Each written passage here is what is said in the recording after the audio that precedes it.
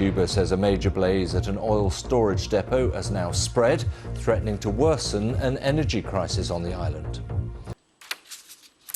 In Cuba, a third tank has exploded and collapsed at the country's main oil terminal 2, days after the island's biggest oil industrial accidents in decades. One firefighter has died and 16 are missing following the first explosion on Saturday.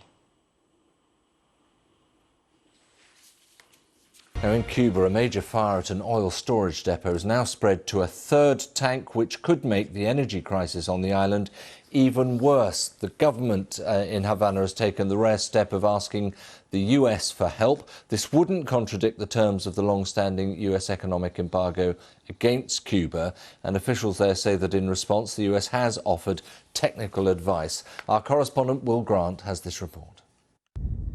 Amid a crippling energy crisis, an apparent lightning strike at one of the island's biggest fuel depots was the last thing Cuba needed.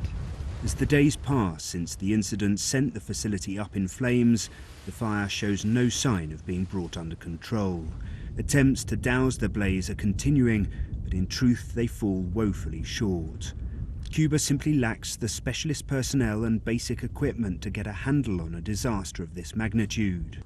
Some 16 people, many of them firefighters, are still missing and must now be presumed dead. The Cuban government asked its neighbours for help, and Mexico has sent some personnel and equipment. It is a major fire in a supertanker fuel base. It isn't easy to control. In Cuba, there are not all the means required, and there's not all the technology.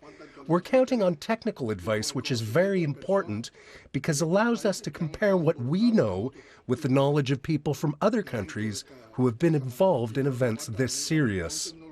The communist-run government even took the unusual step of appealing to its ideological enemy, the United States. However, Washington has yet to send any support.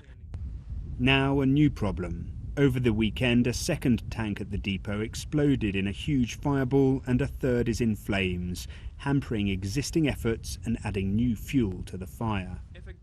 The government has described the situation as very complex, but with a significant part of the country's reserves contained in those fuel tanks, it seems that is an understatement.